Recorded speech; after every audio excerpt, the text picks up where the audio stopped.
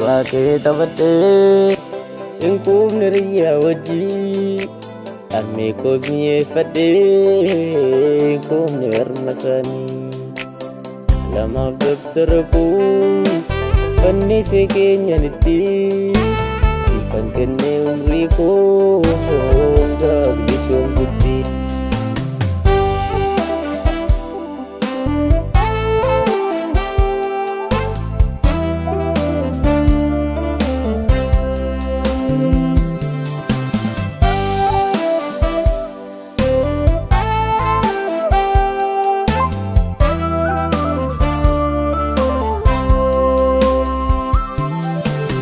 Umurii dargaggummaan isee ofiif jiraachuun Fuudhee sooradhee ilmaan bultii mana dhaabbachuu Ofii kootti waaqadheeniif joora halkaniif guyyaa Biyyaaf saba koof jedheeni awwaale fedhii kiyyaa Roobaaf aduun dhaanamnee beelaaf deemuu waadamneetu Sadilafine lubbuun itti dhaabamne Ijaa firaaf kanniina hunduma isaa dandeenye Nuti isiniif jenneetu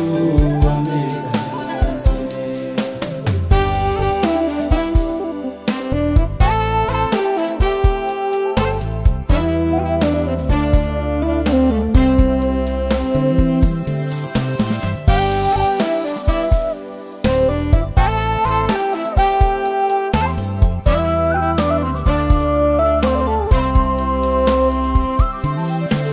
Ilmaan koo faffacaasee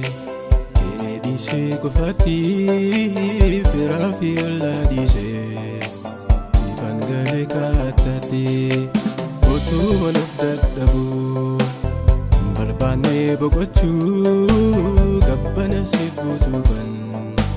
Beeladhee gugguubachuu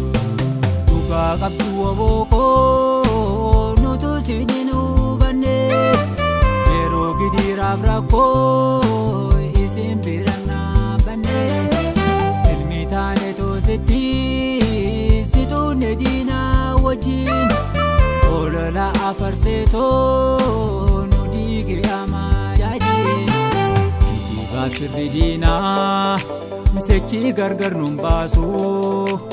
Akeekaaf kaayyoo keerraa omtoo irraa nun maqsu Almanneesi wajjini Tullu garbummaa diignaa Jajjabaadhu wabookoo wajjini ni fagaanaa Roobaaf aduun dhaanamnee beelaaf deemuu waadamneetu Falmaa sadilafine lubbuun itti dhaabamne Ijaa firaaf kanniina hunduma isaa dandeenye